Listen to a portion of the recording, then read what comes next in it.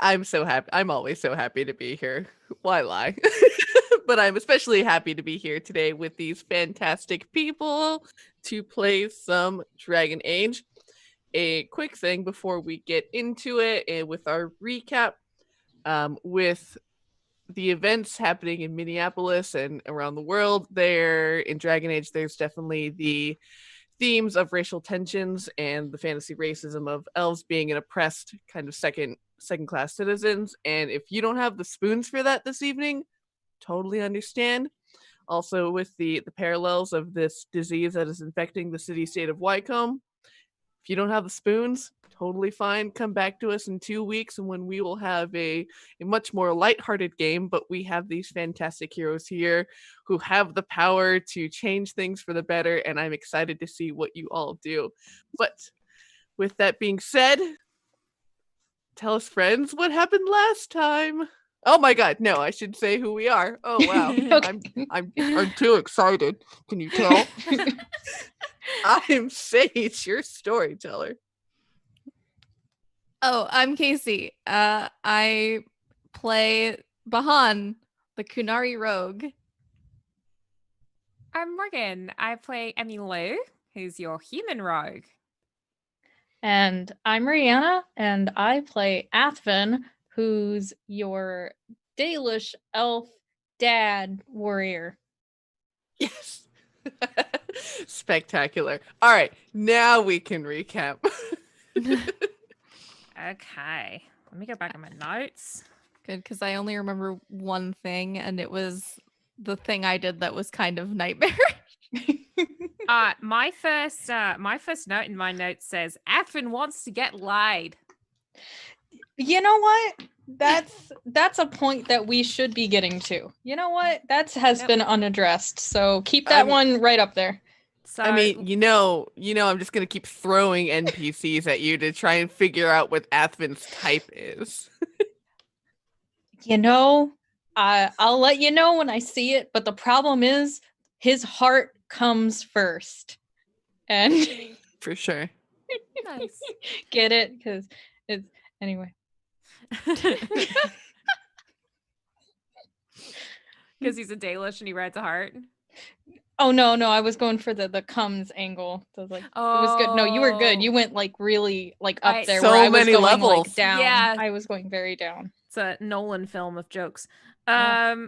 So then I have we had Tay with the Lady Hestwick.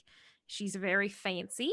There's a Tevinter on the council who is handsome, bookish, not appreciated, not a mage. Previous council member killed over. And then we've got lots of people getting sick, only humans. And then I've got a place to get booze. Then I got Saharr sick, tearing ass. Then there was an argument. There was an argument about tearing ass or ripping ass. Ripping ass. Yeah, that was a discussion. We got a raven that was socks. There was a battle with the Dalish and a bunch of Kunari mercenaries. Spitty, I think. And Spitty was the only survivor.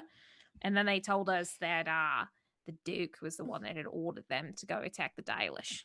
Oh, and there was a child. We enlisted a child into some war. A small lesbian.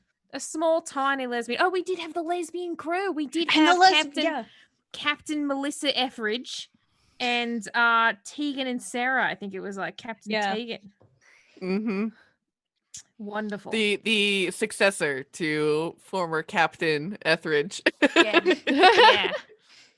And then it turns out that we lost for Dalish, which is really sad. And then we got the baby to join the Inquisition. Maybe she has to ask her mom. So that's where we left off. Conspiracy. And most importantly, Bahan put a dude's head on a spike. That's right. I had forgotten about that. It was very metal. Yeah.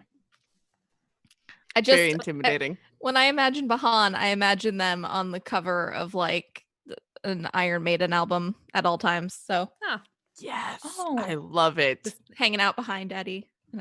That's I a love good- epic. I love that somebody in the chat loves Bahan, whose username is Big Chainsaw Energy. Oh, that's my friend. Aw. That's perfect. That's cute. Also, I think that's a good exercise for OCs and tabletop characters. Like, what cover, like, what music artist would they be the cover for? Mm-hmm. My character car in the Venture Maidens is definitely a Led Zeppelin. Nice. Yeah. Nice. Yeah. Athven's on the cover of some shitty ska band. I think that's his. That was general energy. unexpected. I almost did a spit take Nice. of hard kombucha all Oh over my God. microphone. Hard booch. That's the name of the ska Kombucha. band. Hard booch. Hard Booch. I can't get the way that I watched the Bon Appetit Test Kitchen videos, and I can't Mhm. get like the way Brad Leone says booch out of my head. Oh, Does he Brad say that Leone. instead of kombucha?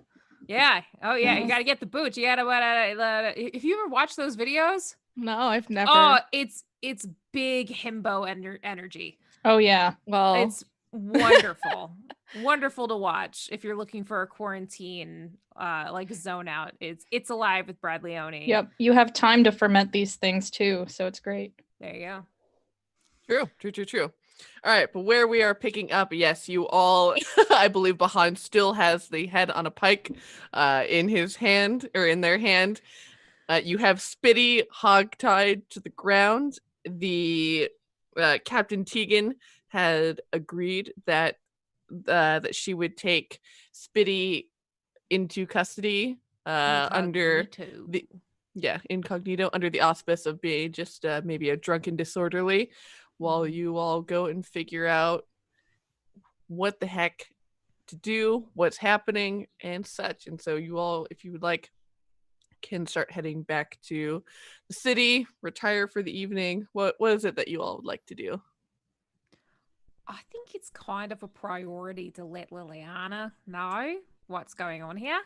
Mm-hmm. So as soon as I get socks back, which I think I left socks with Lady Hastwick. Yeah. Mhm. Hardwick? Yeah. As soon as I get socks back, I'm gonna write a full recap of what's going on and send socks off to notify Liliana of what's happening. Very cool. How long generally will it take Socks to get back to Liliana? It had taken you all 2 weeks to get out here, but as I say, as the crow flies, you would estimate it would take Socks probably about a week. Okay. Good to know. All right. While we're walking back, I'm assuming we discuss everything that we learned last session. So, like, Athven goes into, hey, I need to discuss with you a big plan about getting all of the elves out of here. I'm not entirely sure if that is going to be feasible. Because first off, what it might come across as if the Inquisition is taking citizens from the free marches and bringing them over, so that we already have kind of a sticky situation with like the legality of the Inquisition in Ferelden lands. If we start taking big loads of people over there who are not in the Inquisition but are just civilians, we can't get everybody over there to be fighting for the Inquisition. I don't see why not. Yeah, it's just on paper. Like, you can just, Why say that they're... We not train them all. I mean, lots of people don't actually want to fight in a war. A lot of these people, aren't trained for it and This aren't does excited. not They're make just people. sense. I mean, I'm really with Bahan here. They might not get a choice.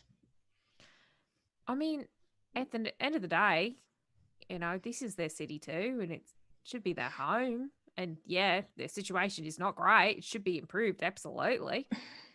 But they're marchers. Should be able to have their own home here. I don't know. I feel like this is an inquisitor decision. All right. We'll Anyway. keep walking back. Hopefully, we can reduce tensions because this scummy Duke Oh, yeah. is causing issues. So we need to Yeah, I figure mean, out. number one, we go kill him, right? Well, obviously, we've got to figure out why this is happening. Obviously, there's a disease or there's something that's happening to people. Also, Sahar's sick. I don't know what's happening to Saharr. Oof. But they're totally out of it, last time I checked. And I don't know if they just need a bit of a nap or if they're actually super sick. It doesn't look like the same disease, but if there's something kind of funky going around here, Also, there's a Tevinter on the council. Yeah, and it's probably all his fault, right? Yeah. I mean, maybe. We've met some really nice Tevinters, and they've been really great. Dorian's nice. Dorian is strange. Dorian is self-serving. Dorian I do not think that is fair. has self-interest, but if you grew up in the sort of culture that Dorian comes from, I'm sure that's...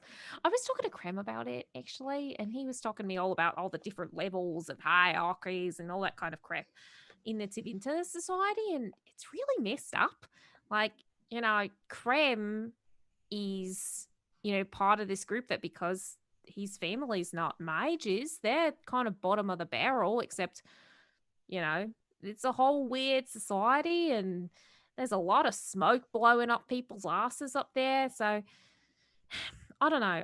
Dorian aside, Dorian doesn't want to kill us. Dorian's helped us. And that's honestly really where we need to go with this, is more people not wanting to kill us. So maybe this guy is perfectly fine and is like another Dorian, or maybe he's responsible for all of this and we should kill him. Got to figure out the facts first. Yeah, I guess. I don't know. I like the killing him option. Yeah, I think it's just get in and get it done and get everyone out of here.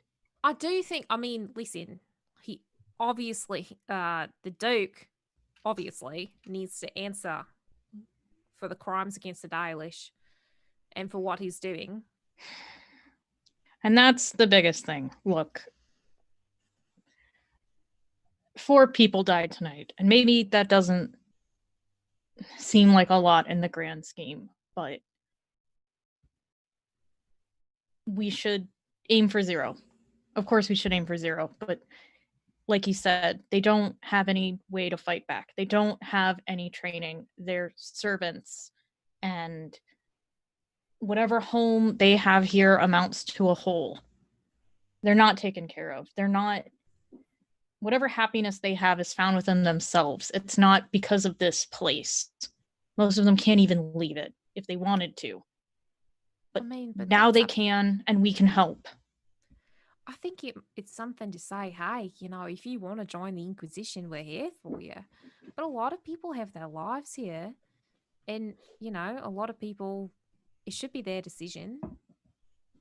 I don't know. I've roamed over the free marches for a really long time. And some people are the kind of sort that would like to, even as shitty as it is, would rather stay with what they know than go and travel. Just something completely unknown. Just met you. Gotta trust you, I suppose. Hope this isn't a horrible trap. The young 16-year-old girl who is walking with you, who had fought alongside you and who Athven had a very sweet moment of at the end of the last episode, Ileana, she speaks up and she says, yeah, you both noticed that when you made a call for fighters that the only person that raised her hand was me. And I definitely understand for the elders in our community, for people who have have younger kids, who want stability. I definitely understand that, but there are definitely those of us who I think would be willing to go, who are willing to take a chance, who, want more to life than just cleaning some rich lady's house. And if there's a Dalish person, if there is any person who's willing to stand up for others and to try and do the right thing, that's where I want to be. That's what I want to do. And there are some people who will follow. The young girl's name was Ileana, right? Mm-hmm. Okay. I think we need a middle ground. We got to be able to help the people here, because basically just removing everybody from the city that is a problem to them isn't going to really change anything here. So if there are more people who end up here, it's going to be the same shit.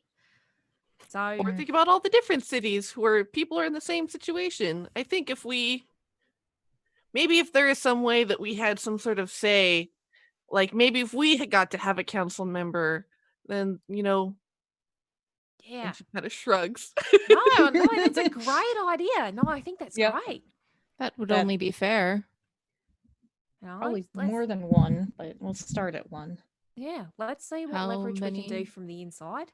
Council members are there? More than one. There are 5. Let me double check my notes.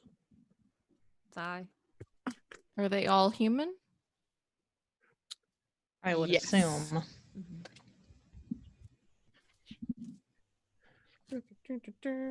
Yes, there are 5. They are all humans. So we can see what we can do. So we kill 2 of them and replace them with ops. No. That's what. No. Okay, listen. without the 2ing or without the killing, like the 2, yes, but like make 2 go. They can Who's to just say leave. that we can't just leverage them to add another council member? Bahan points at the head on the stick that they are still carrying. Oh yeah. Athven looks up. What? That's why the guard fainted. That's why. Oh, okay. Yeah. No, horrifying. Absolutely horrifying. There might also be another way for you to help.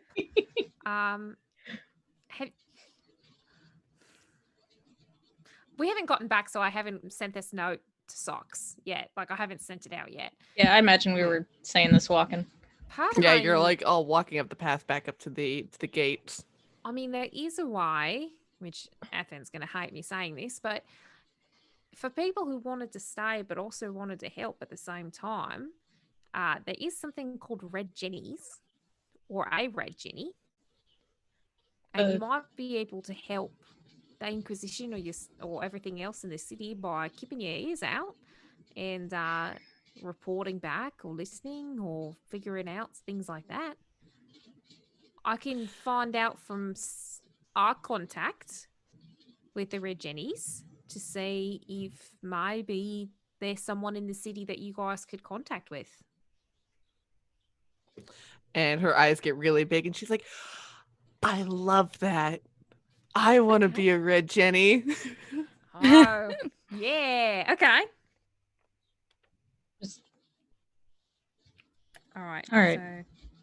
So ask Sarah.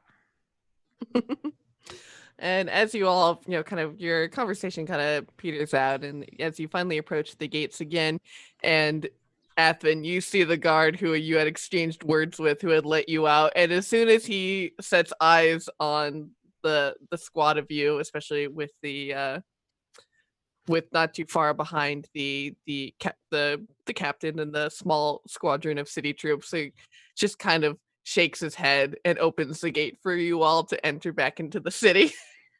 All right. Athven says, thank you.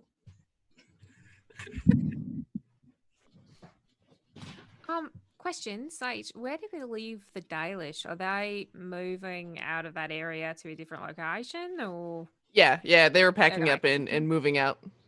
Okay, Dalish moving out. What Okay. approximate time is it? It's at night, but it's about 10, 11 p.m. So you see that the city is totally alive with bars hopping. You hear sea shanties being sung out of the broken and empty windows of taverns. Definitely a city that never sleeps. Okay. Can we go back, take care of any business, and then go straight to this man's wherever he lives? Can we find out where he lives and ask him some Duke? questions? Yeah. I think it might be best for us to figure out how we can confront him without him knowing that we're on to him. I feel like it might be better if we can get more information out of him without being like, oh, fuck you, stab. I have another idea, he says. We should go to back to the alienage, and we should see who cleans his house. Oh, will that you help know. us? Oh, Ileana, you know. But Yeah, who? of course. My mom, she's the head of the maids for the Duke. Okay. Do you think Athven, your tattoos are a bit of a giveaway, but do you think that maybe you can get Athven in to be like a no serving person? Have a looky around? And has someone lifted or found any makeup that I could use? I'm sure that the Lady Wycome probably has loads of makeup you could use. And you see Ileana, she kind of like thinks for a minute. She's like, "Yeah, we can figure something out." All right, let's do that. Yeah. That's So- exciting. Maybe what we can do is that as Inquisition people, we can maybe Bahan and I can go and meet with the Duke tomorrow morning, and then you go in sneaky like. Yes, the warrior does the rogue mission. Let's do it. I mean, I could go, but No, I really like this. This is gonna be great. And while the two rogues do the talking. Well, Emmylou does a lot of the talking anyway, so That's true. kind of Emmylou- Emmylou's Bahan, wheelhouse. you haven't inhabited that like silent, strong warrior type way more than Athven has, so it's good. It's true. Really, I might have made Bahan the wrong class. No, it's good. Ah. You know, All right, sometimes what we're good at isn't what people expect. There you And that's go. fine because Bahan is a pretty fucking good rogue considering you're still walking around with that spike head Yeah, and no one has stopped you. that should be discarded before we go to the lady's house because she will freak out. And I'm But- sorry, I don't think I can bring it with me. I don't think Bahan they'll. shrugs.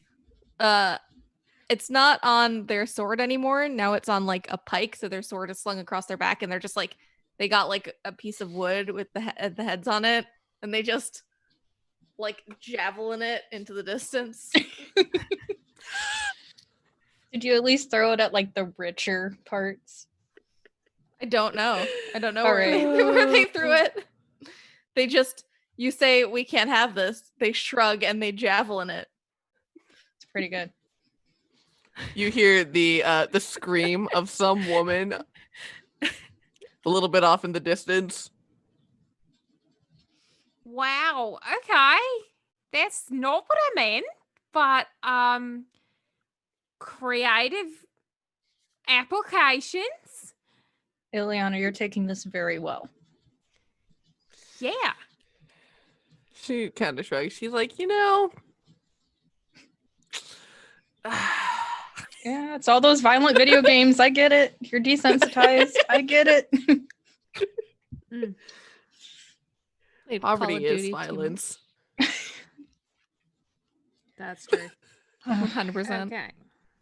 Yeah, so the plan is that Athven sneaks in as serving. And Oh, yes. Emmylou and Bahan do the talkie. The latest craze to swipe through Ferelden, the talkie. The talkie. In parentheses, I'm going to say Bahan yeets ahead. I like It's that. empty. Fantastic. All right, so you all can head back to Lady Hastwick's house. Ileana, says goodbye to all of you and says that, whenever you're ready, go and meet her in the alienage and she'll help you do whatever. Okay. And so yeah, you all can make your way back. The butler greets you and shows you all to your rooms. And you see that he greets you with socks perched very delicately on his finger and goes, "The madam asked me to make sure to bring this to you. She is quite fond of it and is now considering getting one of her own."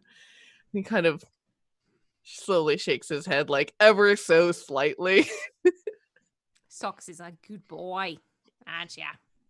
So I will take Socks and head back to our room to kind of write what we're planning. Yeah, because if it all gets fucked up and we all die, Liliana's going to need some sort of idea of what happened here. So Yeah, no, that's very fair.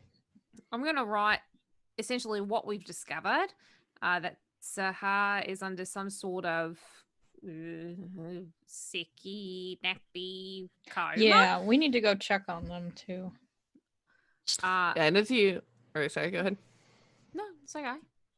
As you all kind of make your way back to your rooms, Prudence will come over and will motion you to come inside of the room that Saharr had passed out in. And she says, so while you all were out, we got a doctor to look at them, and they said it is likely, this disease, but they had never seen it set on so fast and so quickly. But I mean, they look like they're stable now. Just I maybe need some rest to shake this off. Okay, so maybe it affects Conroy physiology a little different. Yeah. Hopefully it doesn't mean their skin's gonna slough off. And Bahan, you're feeling okay, right?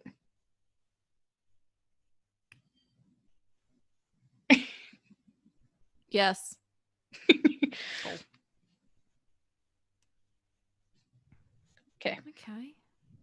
Just all right. Let us know, buddy. Just let us know. So I will write to Liliana that Sahar's come down with maybe this disease, but it might be affecting them differently because of their physiology. Send a healer, please. Also, that the Duke has ordered violence against the Dalish, and that it might, all that kind of threat stuff might be happening against them due to the disease in the town. That like elves are getting blamed for it because only humans, barring Saharr, are coming afflicted with it. There's a Tevinter. These might be suspicious or might be fine. We're going to look into it. Rough details of the plan, all encoded. Give it a little kiss. Fold it up. Send it on Socks. Brilliant. Fantastic. And yeah, Socks sets out into the night carrying your message. Yeah, you'll get some sleep. Wake up refreshed the next day. Early, because I gotta go put on makeup and get dressed, I guess. I really like the idea that Athven has your makeup on that you've got right now. So he's like, oh yeah. Girl. Yeah, just whatever the lady had, which I guess would be this, right? Yeah. Hopefully they're the same skin tone, dark brown, and he's a fancy boy. He's trying to look different. So puts on like wingtip eyeliner. Usually doesn't go that fancy. Yep, nice. Let's do it. Really, yeah. And as you all wake up the next morning, there is the wonderful smell of breakfast emanating from the kitchen of bacon and eggs and biscuits, a full array of foods available for you, freshly pressed juice, and you see Lady Haswick is just running around, perfectly prepped for today, looking just like yeah, like with their makeup, clothes, ready to go, and is one of those people who's just far too chipper in the morning and welcomes you into the to the dining room with a basket of muffins. Goes, so glad to meet the rest of your party. Welcome, welcome, welcome. Sit down, have food.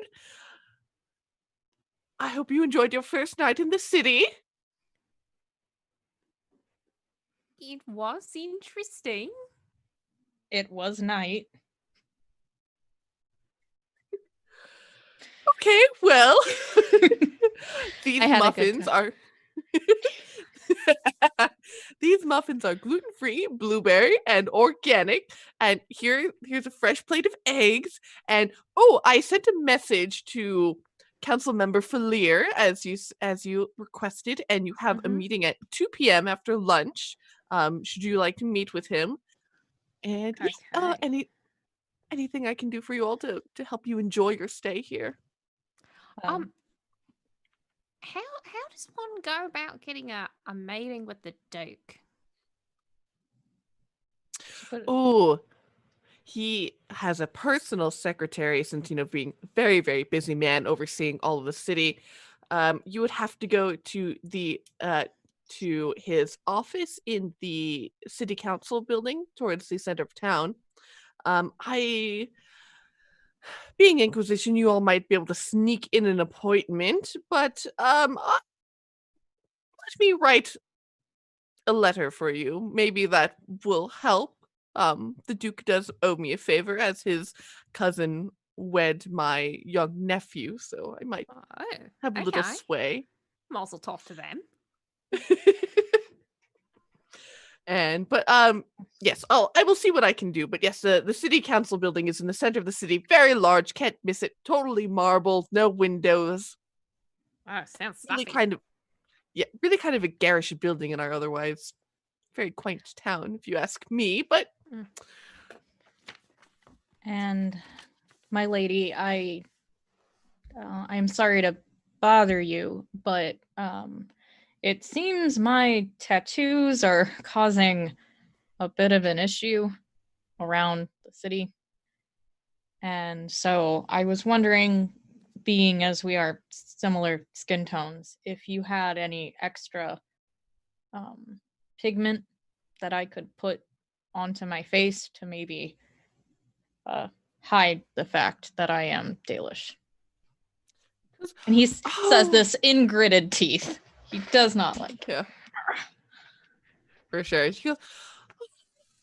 She like puts her hands over her heart. She's like, I'm so sorry. Of course, my dear. Prudence, she is my master beautytologist. She will just do you right up. Yep. Sure thing. Thank you, Lady Prudence. You got it.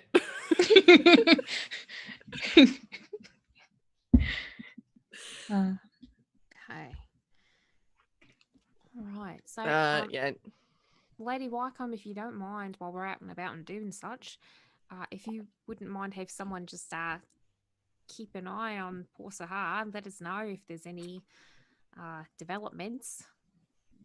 Oh, absolutely. I will have one of my house staff make sure they're in the room at all times in case anything changes, and of course I will send word should anything turn for the worse. But I will she will be or they will be in the best care.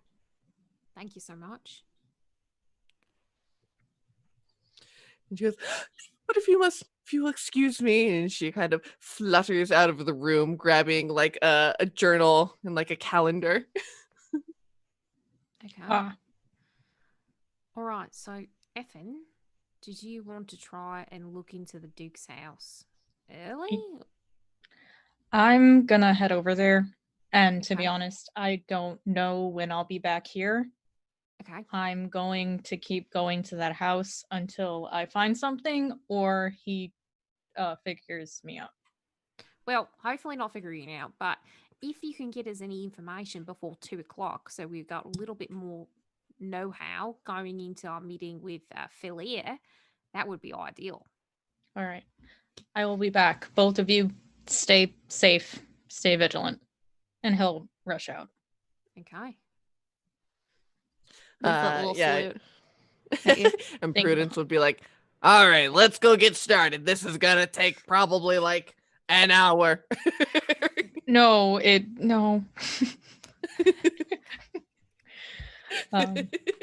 No, in actuality, all he asks for is like, can you just put in a little bottle, like whatever she puts on her face, that it still gets into her wrinkles and everything, but like it's obvious that she's got some foundation and everything to even out some skin tone. That's all he wants. He just wants to cover up his Velicin, and that's it, Miss Prudence. He doesn't want eyeshadow and no Contouring. blush. Isn't really, and no, please no contouring. He's already got those nice cheekbones.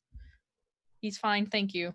Oh, we all want to see Athven get a princess makeover. All right, Maybe for like sure. a I'll little be bit. right back. Like a little bit of eyeliner. I like a little highlighter, but that's it. Let me ask you. Do you Yeah. think Athven would wear emo liner?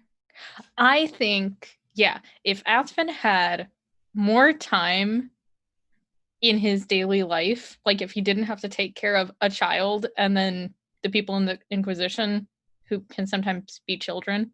Yeah. No. Talk about Saharr. No. I mean, I think that both of us are like a little bit. No, it's I'm great. just like a really dangerous baby. I mean, in the end, that's what all like rogues are. They're just like Dangerous varying baby. levels of children, then they're dangerous, and everyone gave them knives. Rogues are danger babies. Yeah. But no, I think he would be really interested in wearing makeup. Definitely like eyeliner. But I wonder if it would be the emo eyeliner or the like I take great precision in making sure that my, winged eyeliner and cat eye are so sharp that I'm in charge. Sounds reasonable. Yeah. I bet he paints his nails. Oh man. Yes. I think more Bahan. people should paint their nails in general.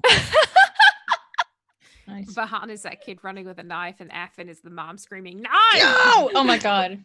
Yeah, 100%. That's his vine. Bahan, what have you got there? Knife? No! But I just love the joy in that little child's voice of a knife, like no. Yeah. That's God. not wrong. So the only vine that can come off the top of my head is Emmylou is only to Creme, the like girl smoking, and the guy turns on and he's like, wow.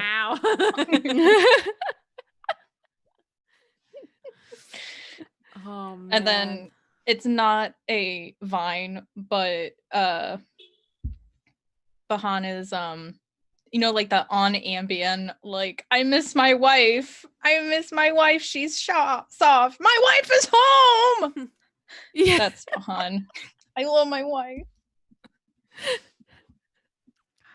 That reminds me of that very adorable video of that guy that was drugged to the gills with anesthesia. Oh yeah. And he forgot that he was married to his wife, and he was like, "You're the most beautiful woman in the world."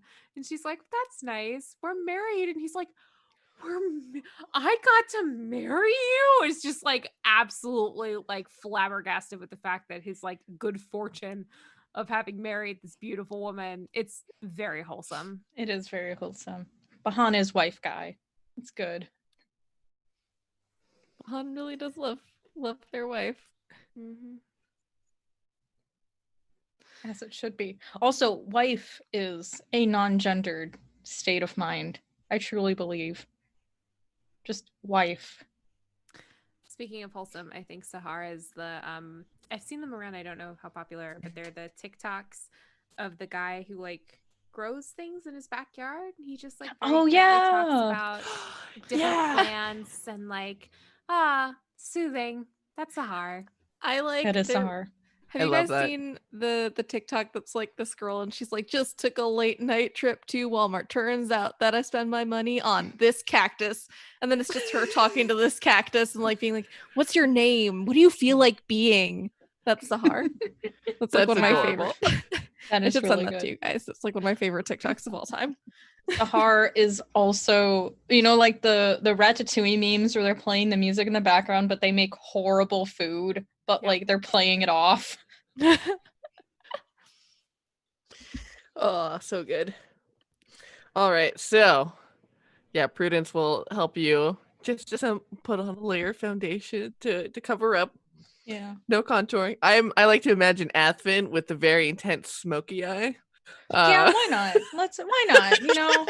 He's gonna be doing it himself the whole time. These guys wore me out. Yeah. No, he gets some nice makeup. There you go. Get, you got to treat yourself. Fantastic. All right, so let's see. So Athven is going to head to the alienage, and then Bahan and Emmylou are going to head to the city council to try and meet with the Duke. Hopefully, what we're trying to do is we're trying to meet with Philia first, Okay. and then see if by the time that Athven gets back, if they have any information that Mhm. might be helpful for our meeting with Philia. And then after our meeting with Philia, we're going to go talkie to the Duke. Very cool. Since the meeting with Philia is like after lunch, so how would Emmylou and Bahan like to spend their morning? Well, Emmylou has to go get booze. So Emily will take this time to think positively and think that everything's going to go quite all right and go to the standby. You came up with a great name and I'm going to find it. Something whack or wick. No, too far. Too many notes. Too many. Never enough notes. I had to create an entirely separate journal for my jam. I didn't have enough room for it in this journal. Hey, if you don't already know, she's been making some great ass jam. You should follow her jam Twitter. I'm really excited to pay for jam at some point.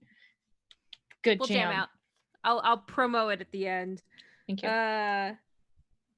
Flair, keeled over, things. Oh no, schmooples. Balls. Badger, Zane. Where the fuck is this thing? I'm sorry. I thought I wrote it. Do you like me to tell you? Works. Prudence will remind you. What wears? should- What wears? I found it. What wears? I found it. And Should first just said crush. schmooples. There we go. Okay, so sorry, Emmylou would like to go to Wart Wares and try and find the first crush wine that was so highly recommended by our great lady Prudence. And A woman of all trades. a woman of great prestige and honor, and I trust her with both booze, makeup, and intimidating voice. I'm gonna ask her to join the Inquisition. Yeah. Oh my god, this thing will be over. She'll just be like, Corey Fierce, you fuck. She does remind me that I made an Inquisitor based on my grandmother, whose name was Maria, and I basically played her as if my grandmother had a chancleta and was just going around and like cleaning house. Yep. Wonderful. I love that. Oh, fantastic. All right, so Athven, or is there anything on the docket for Bahan in specific? Or is he gonna just tag, or are they gonna tag along with Emmylou? I feel like putting Bahan in a liquor store is a bad idea. You know what they say about the bull in the china shop. You're So surprisingly agile though, just so you know. yes, but also I don't know if I trust Bahan to not knock down a bunch of liquor. So I think Bahan is going to conscientiously stay behind and practice their form in the backyard or something. Mhm. Yeah, she has a lovely, lovely set of very kind of English gardens, very symmetrical. Yeah, you can sit, chill with Saharr for a little bit, and Oh yeah, I'm gonna go to Sahar's room or wherever they're keeping them, and Mhm.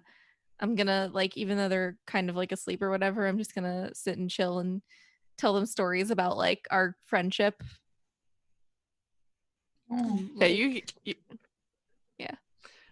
between your stories and sitting there, you hear these kind of murmurs kind of utter from their mouth. You hear at one point them say Flemeth, and uh you hear them say the word temple, and arbor wilds, and like kind of like thrust and shake around in their sleep a little bit as if they're fighting something. I'm gonna take note of that and put a hand on Sahar's hand, be like, get some rest, do not fight things. They kind of like simmer back down and go back to like that steady, kind of shallow breathing of deep sleep. And Athven, you make your way over to the alienage, which is bustling with life as people are heading to and fro to their daily work. And you see almost immediately like Ileana like leaps off of a large community table as soon as she sees you. It's like, what's the plan? good morning. Where is your mother? Also, did you eat breakfast? Yes, I had some bread. Okay. She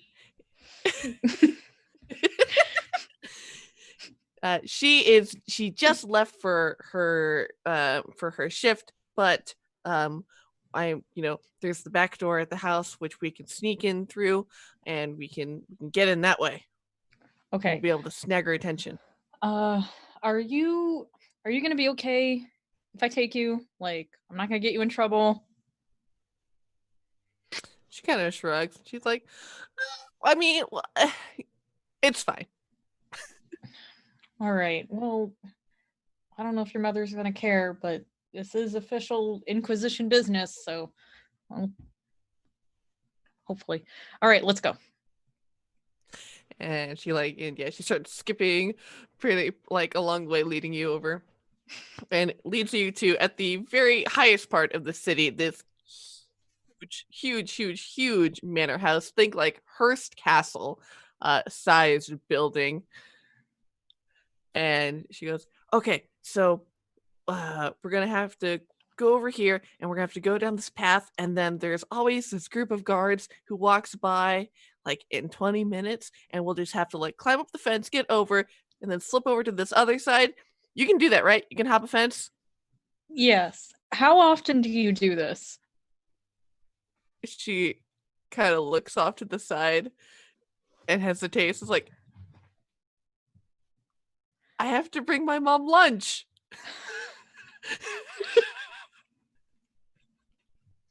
I'm gonna take this child. All right. Yeah, let's do it. And so she leads you over. You see, and sure enough, you see the posse of guards, kind of strolling throughout the back end of the house through these gardens, and can able to hop up over this large, about 10-foot tall stone wall. But she points out the handholds and footholds that she uses to launch herself over, duck behind a large duck-shaped topiary, underneath a different shrub past the rose bush, over to a very small, unassuming wooden door. She's like, okay, this is it. She opens it up, and it leads into this massive kitchen, fully stocked, like fit for a king. She goes, come in. And she heads over to this large, kind of, short, but very kind of like rotund, kind of like pink-faced woman. She goes, hi Catherine, is my mom around? And this cook turns with huge cleaver in hand, like chopping through a goose. She goes, she's in the servant's livery changing for her morning shift. She goes, okay, this is my friend. We're gonna go say hi. And leads you over to the livery where you see the tons of servants' outfits. And she leans in. Should I use your name? Do you want to use a fake name? No, you can use my name. Okay. Mom, this is my friend Athven.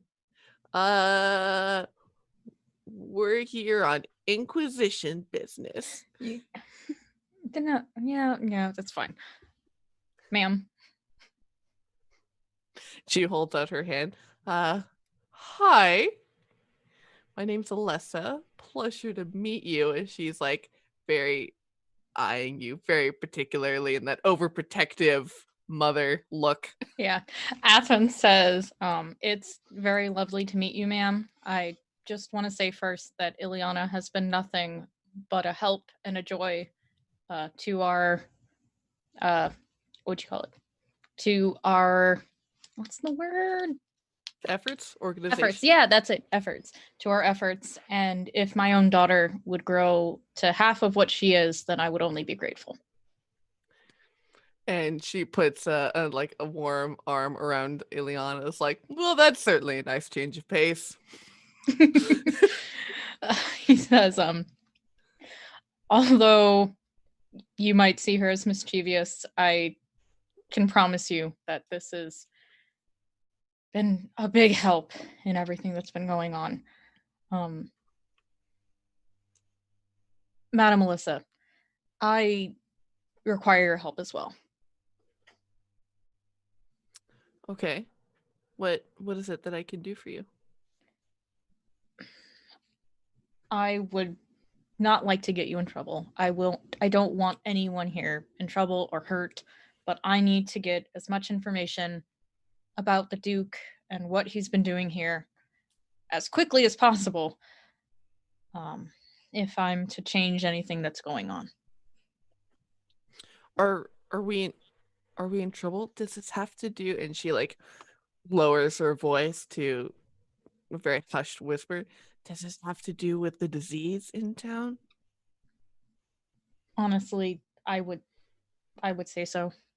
But more than that, I am so worried about everyone's safety. And I lost 4 last night, and I refuse to lose anyone else. So please, any assistance that you can give me, and I promise that this will not come back to you. And she puts a very kind of maternal hand on your shoulder because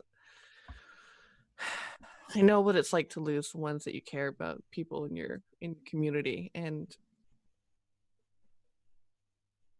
I want to help to do the right thing. And she immediately thrusts a servant's uniform into your hands. Just tell me what it is that you're maybe what you're looking for, what you're trying to get to, and you can follow my lead. Okay. Athven, having not grown in any modesty in his entire life, especially hammered in by the Inquisition, begins stripping now. And I want all the fan artists to know that it's French maid Athven, and he's ripped, and it's cool as hell. Like everybody be excited for hot French maid-esque Athven. Yeah. And you see Ileana's mom, Alessa, immediately clasp a hand over her eyes. It's like, why don't you go get some snacks? Shoves her back towards the kitchen, and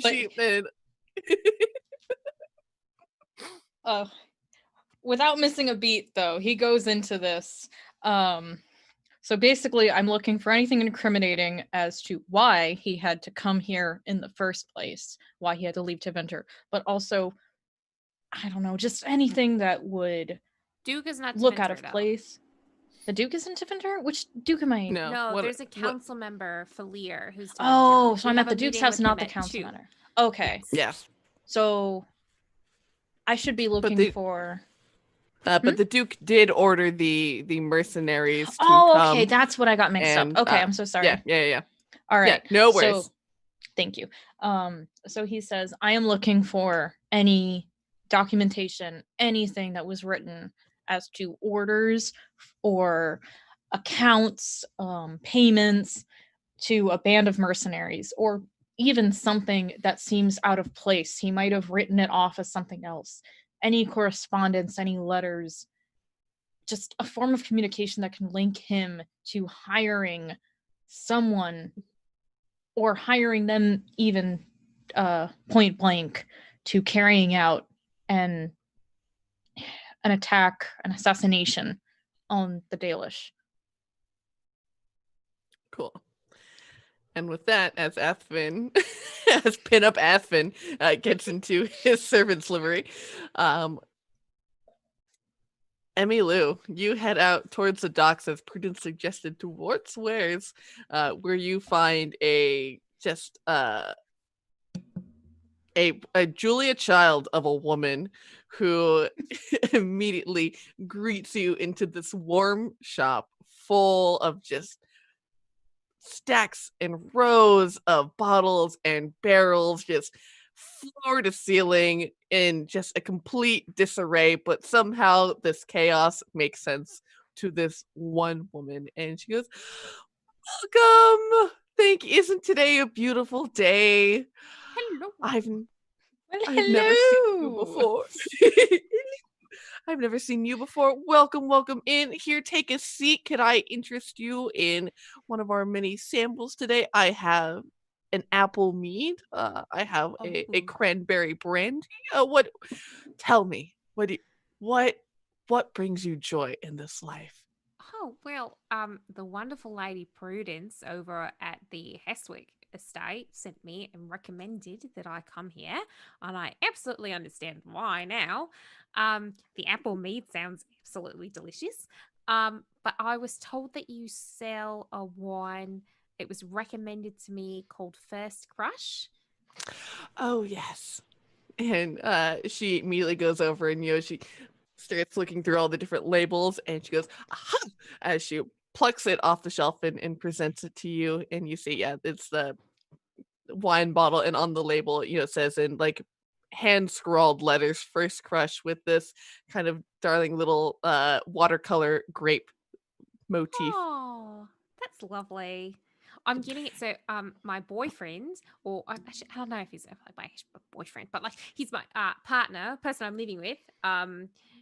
We've been seeing each other. He told me that this place is really well known for their wines, and he told me like if I could get him something really good. So, my lady Prudence, Madam Prudence, said that this would be a really good one. But if there's anything else that like you could recommend, or just want to impress him, I guess.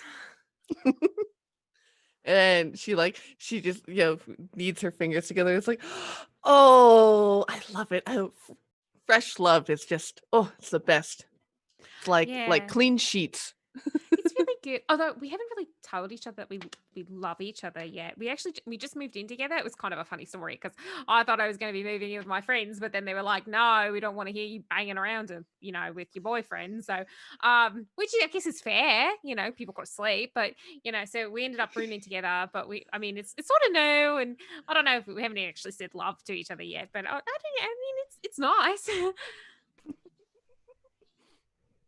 And she goes, and as you were saying this to her, and she's just like weaving through these aisles of shelves containing various bottles of different sizes and colors, and with all these spray of color of labels. And she goes and she pulls off 3 bottles off of a shelf, and she goes, this one will be best to open as soon as you are together. It has the notes of rich oak to infuse a long relationship. It's got notes of time for all that you will spend together. and will and she will, just list these long ingredients and notes and everything for you. Emmylou's delighted. And she will give you a sample of everything. There we go. Wonderful. So what do you think is the one that Emmylou tries that is like, this is the one? Emmylou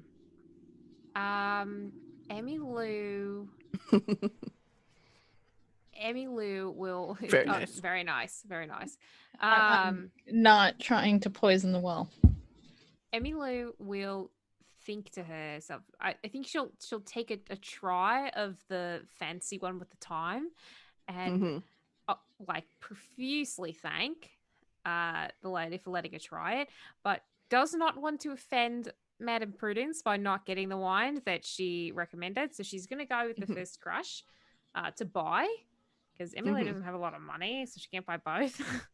But she will take that one, I believe. And she'll put like a little, wrap it up with a sweet little like leather bow on top of it. She's like, I've got a feeling he's got a rustic touch to him. Yeah, I mean, yeah. I just had that image in my head of Love Actually, the scene where he's like, oh, but I need to add the rosemary or something like that. The gift package. Yes. Yep. Absolutely. Yeah.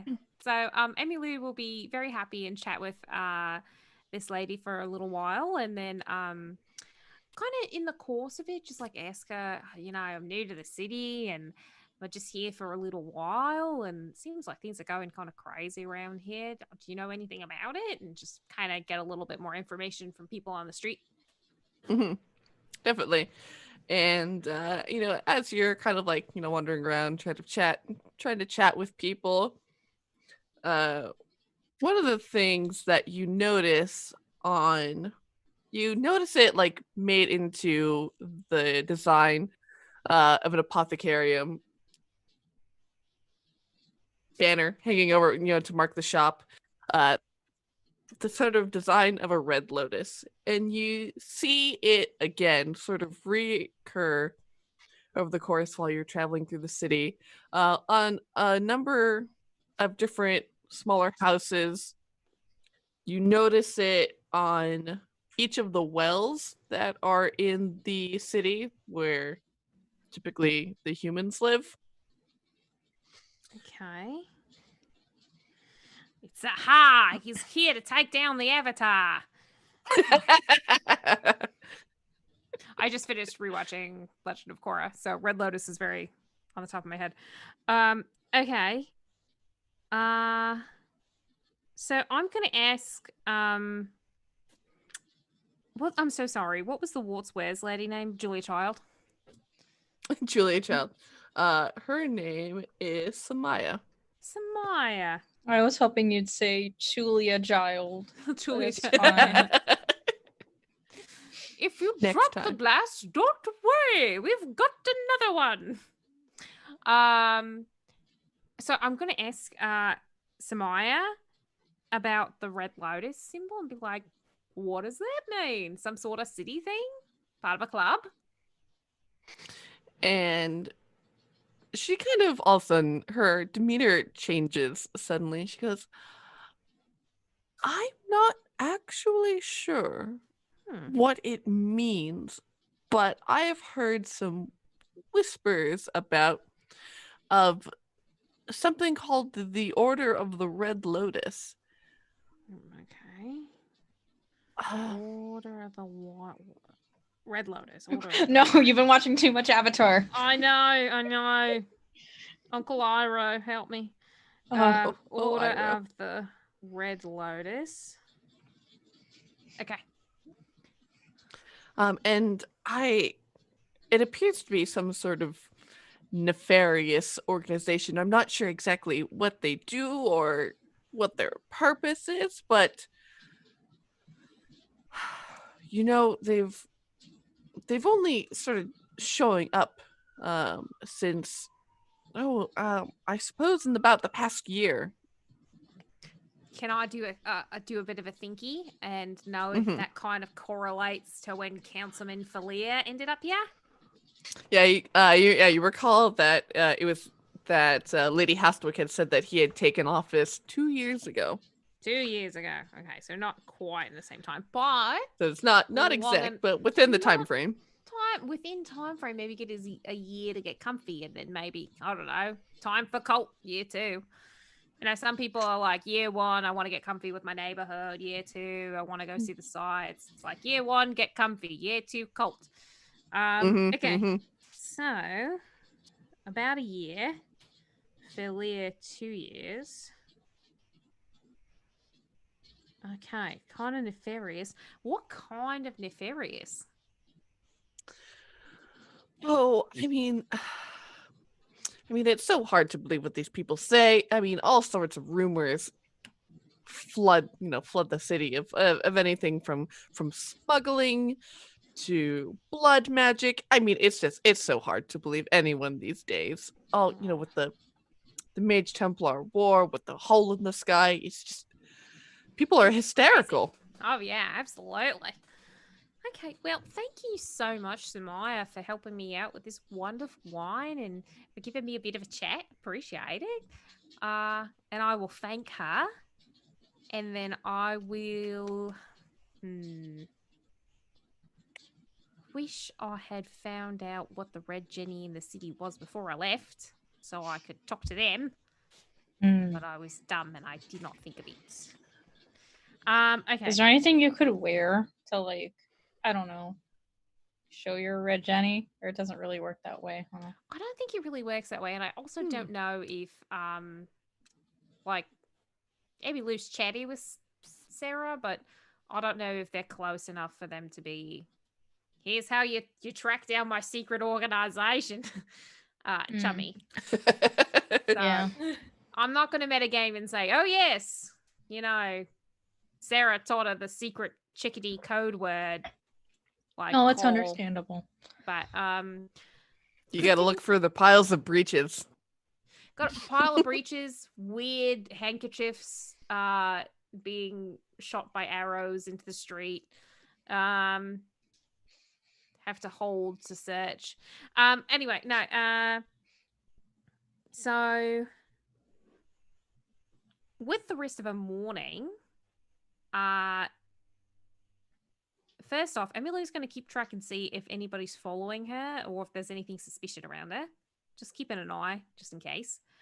But then is going to head down to the alienage and talk to someone there, find someone, be like, "Hi, I came in with Athven, friend of Athven, and I was just wondering if you guys know anything about this Red Lotus thing." Actually, as you are making your way over towards the alienage, you do catch the eyes of someone who, as soon as you had sort of like made eye contact, they immediately kind of dipped behind a wall.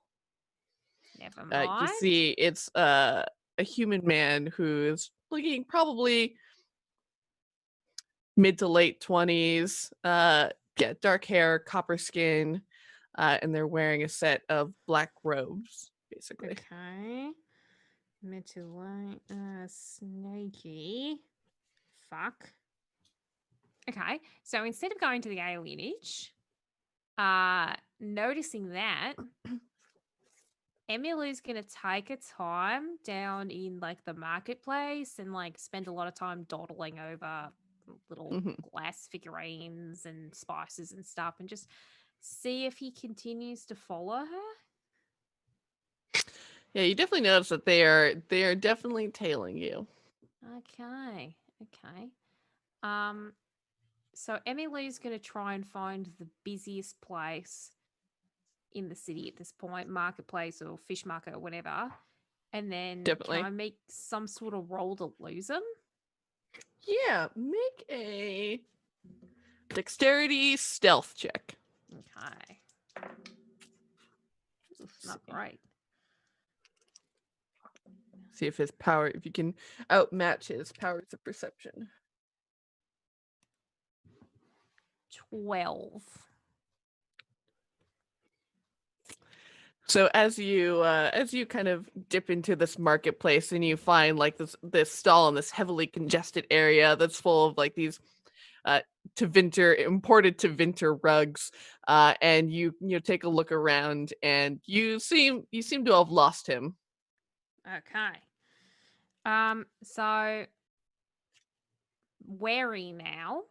I'm gonna memorize that guy's face.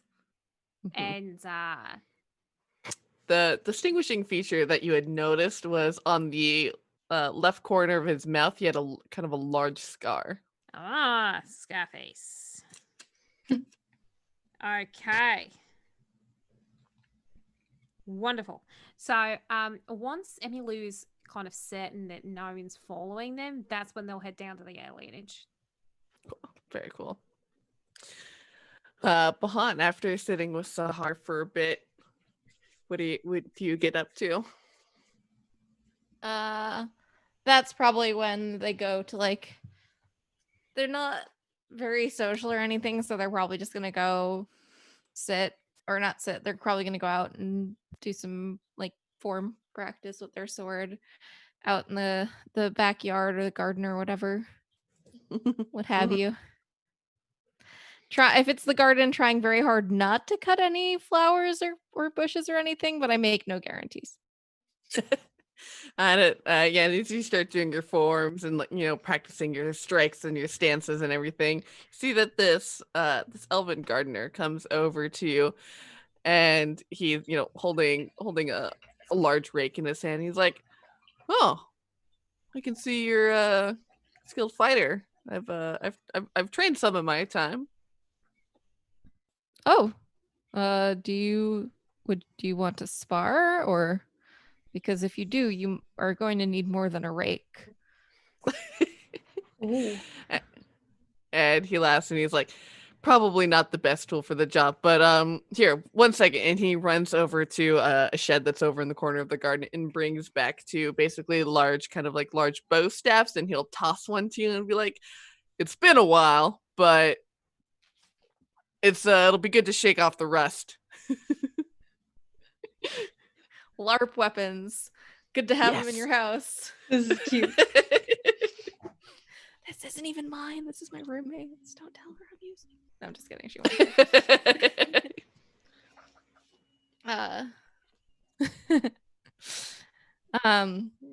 Bahan catches it and is like, "Okay, well, it is good to have a sparring partner." And you all can exchange blows, and he definitely very light on his feet, very dexterous, very quick. Yeah. After like a couple rounds, I back up for a second and I'm like, "I am Bahan. Who are you?" Oh, we didn't even exchange names. I'm Kaylin. I live, of course, in the alienage, but I do all of the gardening for the majority of the manor houses in this area. Oh, how did you learn to fight so well? Why didn't you volunteer when I called for fighters? Sir. Because, I mean, I grew up in a Dalish clan, but when it came to my coming of age day to get my Velasline, I couldn't sit through the pain, and so my keeper sent me out on a journey of self-discovery to, what old people say, to go find yourself and to come back when I'm ready. And well, I just kind of left and I never came back, and now I'm here. What did you discover on your journey? I discovered that everyone has it wrong. The Dalish think that they have the right idea, that the ancient ways are the right ways, that humans think that the maker is got the monopoly on truth, but honestly, if anyone says that they have the right idea, it's not. So you believe in nothing? I guess I believe in myself, and I believe in community, and just figuring out for you what's the right thing to do. I I don't know. don't disagree with that. Do you why do you stay here? You're a very skilled fighter. You should come join our Inquisition. And he kind of nods, and he mulls it over, and he's like, well, perhaps. I have a young son at home, and Oh, I'm not sure that that's the kind of life for a young child. oh no, you should bring him. My friend, the Dalish elf. Did you see him with us, Athven? Oh, yes, I believe I caught a glimpse this morning as you were all waking up. He has a young daughter who lives with and travels with us. We take care of our own and the children. There are many children, and none of them are involved in fighting. He's like, oh well, I suppose that's good to hear. Tell me, what is it that you believe? What is it that this Inquisition believes? To tell you completely honestly, I'm not sure. I travel and fight with them because I've made friends with these people and I believe in them. I don't care what the Inquisition believes or doesn't believe. They're trying to save the world. That's fine. I'm only there really because of the friends that I've made. He kind of nods, and he's like, perhaps I will travel with you all. When you do leave town, let me know, and perhaps I can make arrangements. Yes, that would be wonderful. We could always use men with your skill. Uh Listen, Kaylin, you said that you work in manor houses all around the city, right? Yeah, for most of them, in fact. Have you ever worked for the Duke, or what's the name of the guy from Deventer again? Lorenzo Falier. Or Falier? Oh yes, I did just install a tulip garden in the house in Lorenzo's household. Oh, this bitch got money. I hate him already. That sounds very Deventer. Yeah, Did paid a lot to import those things. you say indoor?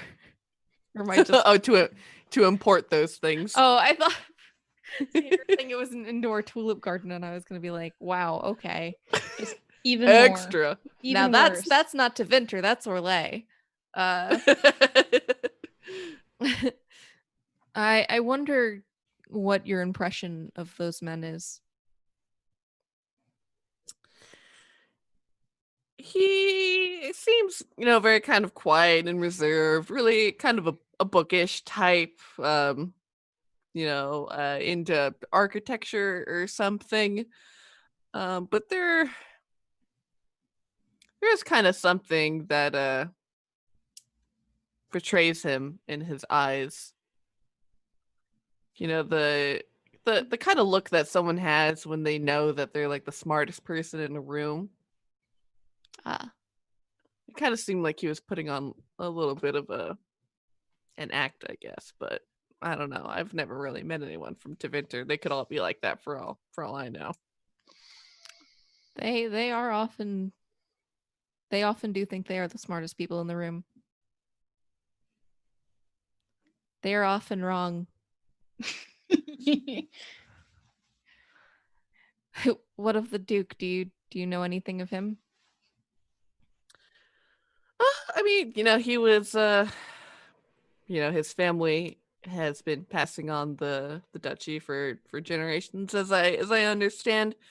He seemed like a nice guy, but lately, I don't know. The city's been seeing less and less of him. He used to make pretty regular public appearances and stuff, but he's really been holed up in his mansion, and I don't think he's really come out for quite some time.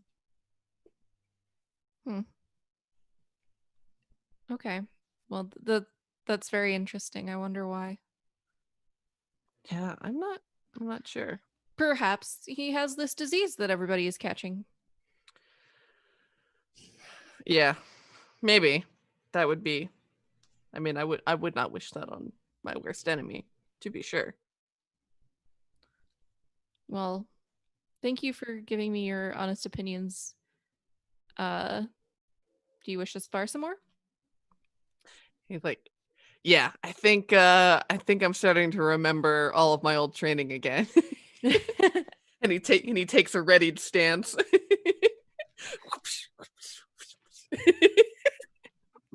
I tried to do a thing and then I remembered there's a table. And a microphone. And a microphone and yes, that is very expensive. Let's not damage the microphone with a LARP weapon, Casey. It wouldn't be the first time I've damaged a little microphone with a LARP weapon. I want to get a LARP weapon. Everyone, please go to my Twitter and tell me about LARP weapons that you like. Because we made this. what? PVC pipe in the like a small PVC pipe in the middle for stability, and then you just coat it with insulation foam, and then duct tape and paint. Oh my gosh! It's super super easy. I can send you some information on how to make like a very simple bow staff. Yeah, easy. I'm gonna commission you to make me. Way back in the day when I cosplayed Fenris from Dragon Age 2, I made a foam sword called the SS Fuck Truck, and I wrote it in runes.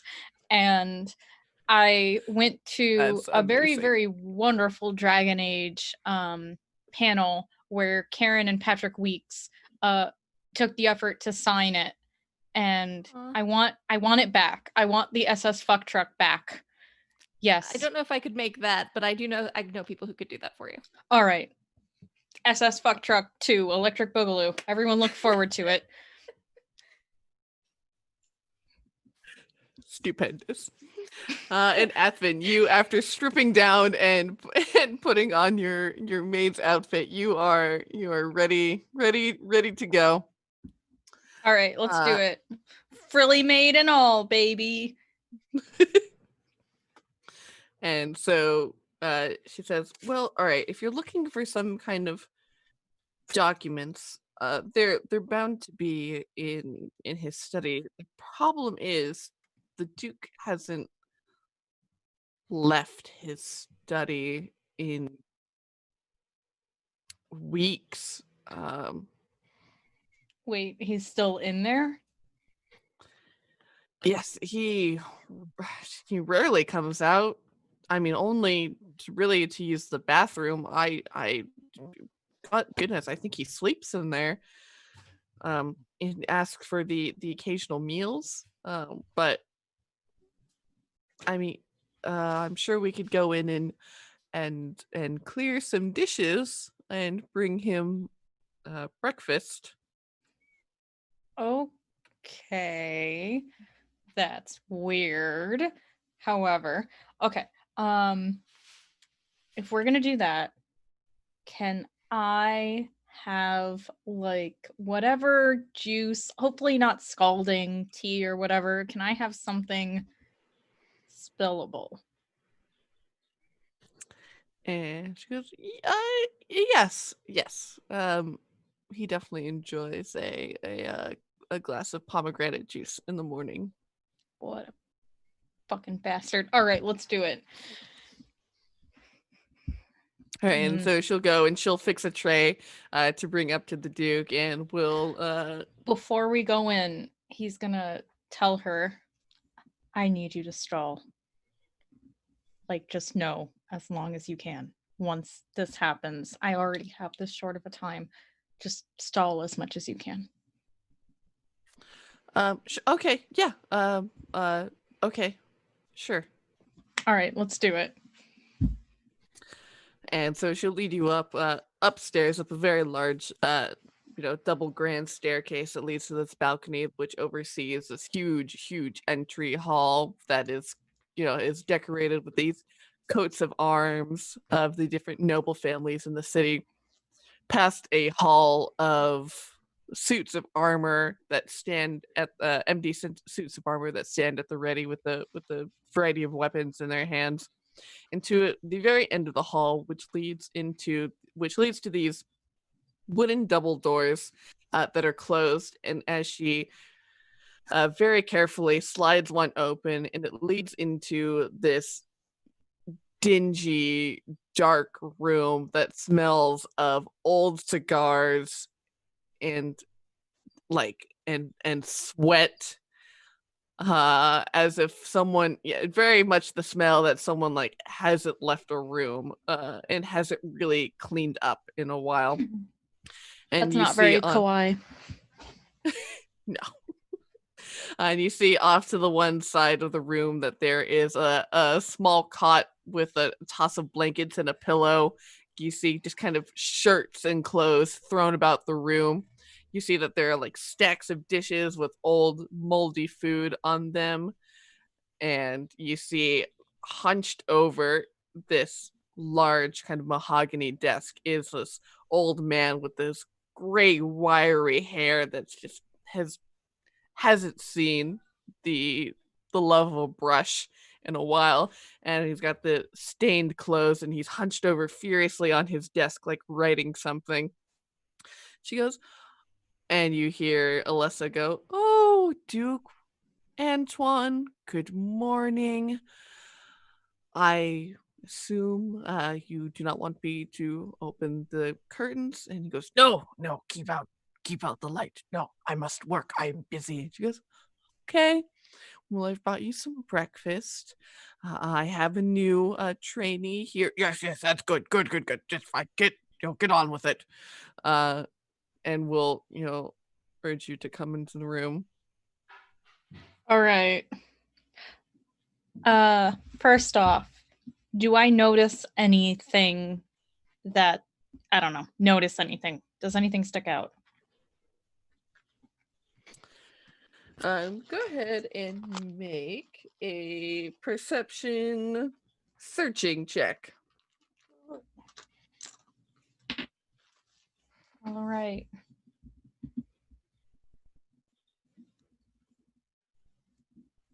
Oops.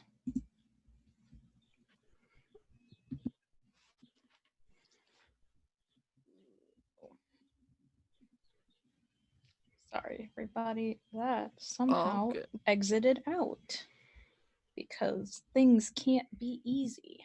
All right. My boy got, well, he does have a focus and sight. Does that help? Yeah,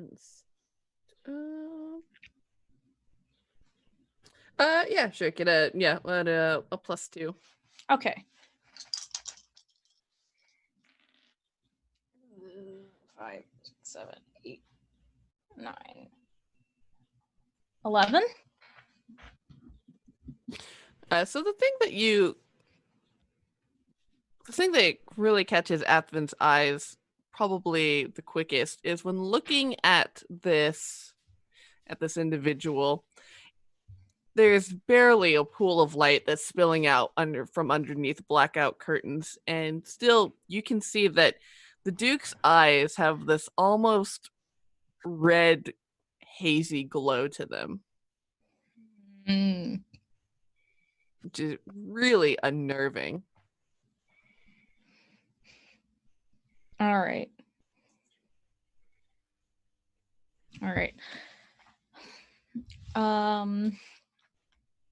Okay.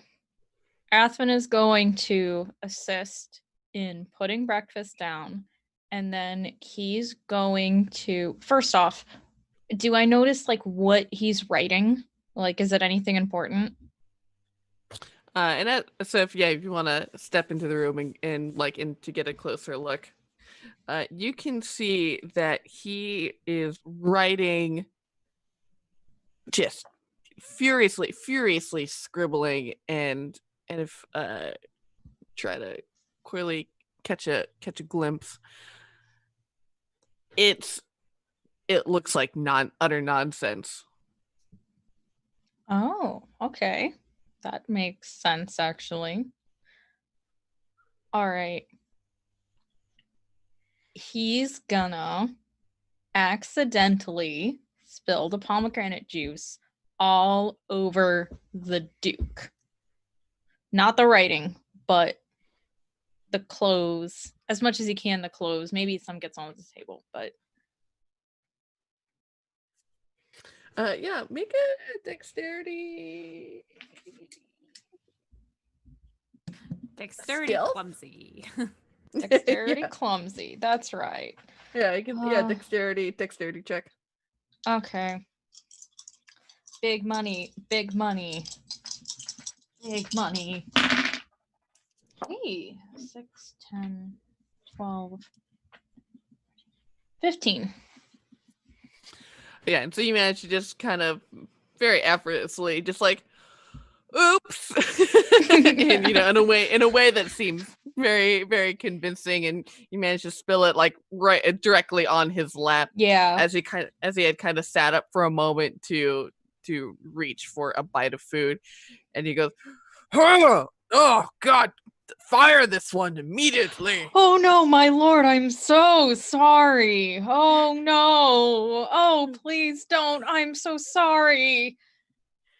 And Alessa's like, "Oh, it's his first day. We will get you cleaned right up. Here, my lord, please follow me. We'll go get you a fresh change of clothes." And he's like, "God damn it, get me a towel. I'm in the middle of some very important work." She's, "Of course, my lord. I have a tea towel right here for you. Here, let me help you with that." And Alessa gives you like a look out of the corner eye, like, All right. A bitch is getting to work. I'm ready. Let's do it. If you need to jump to everyone else, I completely understand. However, Athven is ready. And so, while you're here, there are a number of bookcases, bookshelves in here. There is also another. You see like a small kind of table with a little stack of shelves where a variety of letters and parchments have been sort of sorted into. Where is it that you would like to go and check out first? You said letters, right? I gotta check the letters. And so you can kind of go over there, like pretending to straighten up things and pick up plates and such. I mean, did the door close behind me? Is anyone like gonna see me doing this shit? The door is not closed. You see that one half of it has been left open. All right. I'm still gonna, very quickly as I can. As you're looking through it, you see a stack of letters that has been tied together very neatly with a red string, and on holding it together, you see the sort of enamel red lotus shaped design. All right, I'm just gonna take it. Okay, so this is Athven's thinking while he's being fast, is that off the bat, something is fucking up, and if this man is sitting here writing gibberish, which can I say that's confirmed that he looked at the paper and it's gibberish? Yeah. Something magical is going on, and this is not a man in his right mind. So definitely. Athven's going to shove as much shit as he can into his frilly undercoat, and it's fortuitous that I'm in Lolita because I know how much shit I can fit into petticoats and underneath some skirts. So he's just gonna start shoving shit up there, and we'll get to it later. Very cool. Yeah. And you see Alessa finish kind of like dabbing the juice off of him, and she kind of calms him down. She's like, okay, well, here's your breakfast. We will take all the old plates and we'll leave you to your, of course, very important work. I'm so sorry to have disturbed you, Duke Antoine. And we'll, grab keepfuls of things, put them on the tray, and be like, okay, let's go. Okay. All right. There. That was it. There's nothing else important. Emmylou, you have lost your pursuit. You're in the alienage. That's fine. Yeah, and so you have you can kind of reach out to some people and be like, yeah, and it said like, hey, I came here. Athven and Bahan were my friends, and definitely some people like after hearing that kind of come over to you, and you see this kind of young group of maybe like 30 something elves who are like, yes, we heard tale of this Inquisition, and that the herald is a Dalish elf, and all of these things about the Dalish clan that's outside, and they just look at you like, Oh yeah, no, and I'll give them the rundown about how good the Inquisition is and what help we're doing and what good change is coming out of it. Mention the dental benefits. Oh yeah, we got dental. Really important to get benefits, and all that good stuff. And I will talk about how wonderful the Llewellyn clan is and how wonderful they are. And then after I'm kind of finished giving them the spiel, I will be like, hey, so I was out and about in the city and I saw on some of the human houses and the apothecary and a couple of other places this little red flower symbol. And someone told me it was like part of a white lotus thing, but didn't quite give me a whole lot of information about it. Do you guys know anything about that? What's the hot goss? And so they all begin to like mulling it over and kind of whispering to each other of like trying to think of like, oh, didn't your cousin hear something about? But yeah, and what one of them steps up and eventually tells you is, we've some about about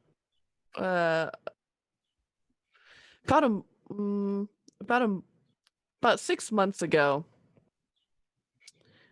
we had first seen those signs appear on the human wells, and they had said, the city had said, the council member Falir had said that the wells were, these crystals were being added to the wells in order to filter the water, and they didn't put the crystals in our wells because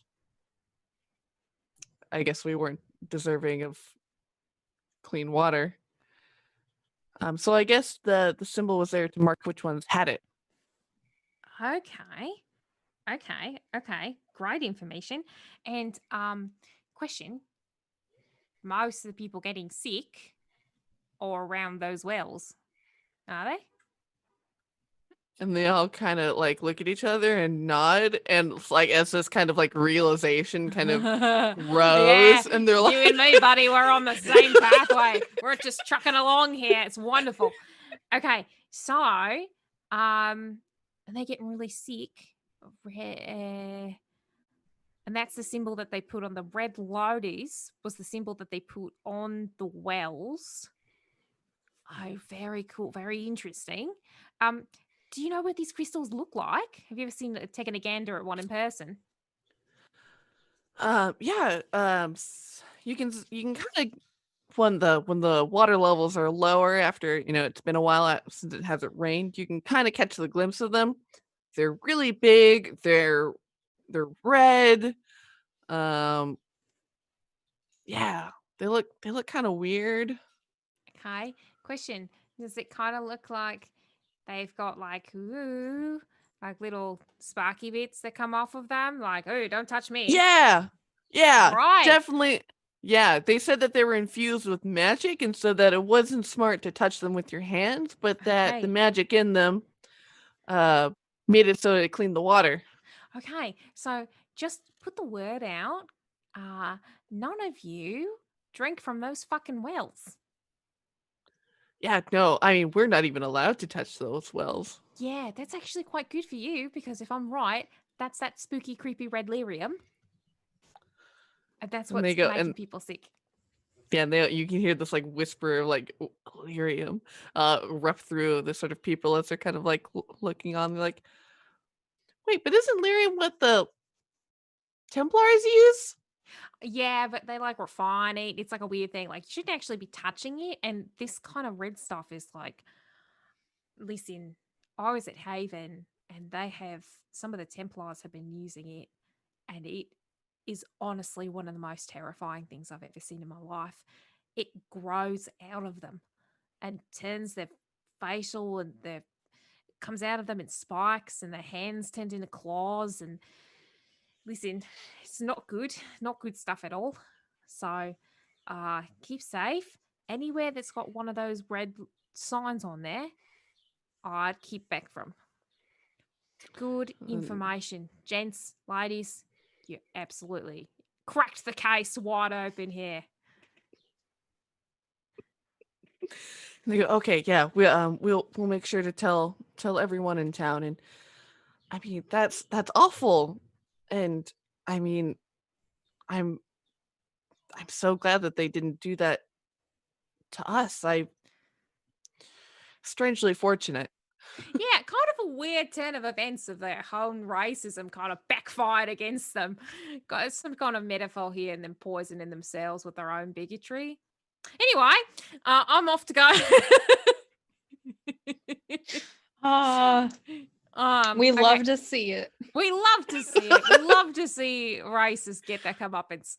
But I'm sure.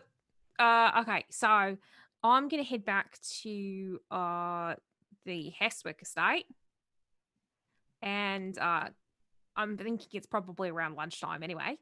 So I'm Yeah. gonna head back, get a bite to eat, poke my head into the Lady Hestwick. Well, I'm sure she's like reading a book of, I don't know, cross stitch, who knows. Lady things. She's doing lady things, I suppose. Fucking whatever. Doesn't matter. Yeah. I'm gonna poke my head in and be like, hey, figured it out. Don't drink the water. Okay, bye now. Like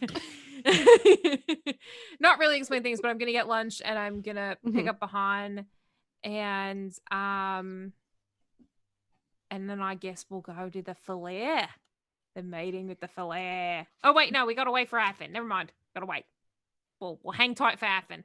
Well, we have a time we have to be there too, right? At 2. 2 p.m., right? Yeah. We were hoping to get Athven back before then. Yeah, it's like probably about noon right now. And so Athven, after you pocket a stack of letters, and Alyssa will lead you back out. We'll be like, okay, did you find anything good? Yeah, I found a stack of letters. I'm pretty sure it's this. Thank you again so much.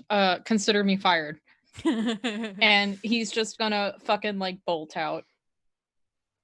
Cool. I feel Very like cool. every house has there we go. That's fun. There we go. Yes. At where Bucky works, there was an incident once where like someone goofed up really bad, and it was an offense that people got really mad at, and someone needed to get fired for it, so they fired Johnson, who was responsible for it, but there's no Johnson. That's good. So that's good. I feel like you gotta have your fall guy. you have to have your fall guy. So I feel like every household has like the that was Fred. We'll fire Fred. Yeah. It's like, you were just the Athven's- Fred for the day. Yep. No, Athven's gonna absolutely take the blame, but he's also gonna just not think about changing. So he's gonna run back in this little like cute servant outfit. Very cool. Emmylou's gonna think it's adorable. Bahan is gonna be like, I don't care. It's like he has a little hat. He has a little mink hat. Aw. He has a little. It's like this, but without a bat. Oh my god. It's like cute. Oh, Then he looks cute. Honestly, this just makes me think that the Duke's a pervert on top of being crazy. I mean, maybe he Oh, was. God. Now he's just straight up like, I'm assuming potential, allegedly, not saying anything in writing, but he like fucking possessed. Who knows? Cool. Okay, so you get back to the estate. Yeah. Mhm. So you all can reconvene. Yeah, what did you find out? He's gonna pull up beneath his uniform. He's gonna be like, I found a stack of letters. It seemed really suspect. Also, hello, how's your day been? Really good. I think I figured out why everybody's been sick. I sparred with the gardener, and also I spent some time with Saharr, and they kept saying something about Flemeth in their sleep. Flemeth. I don't know who that is. Oh, she's like this super cool, like, she was like big in Ferelden history. She's like the Witch of the Wilds, stealing men. We call her by another name that he says flawlessly. Ashabellina. Ashabellina. Ashabellina.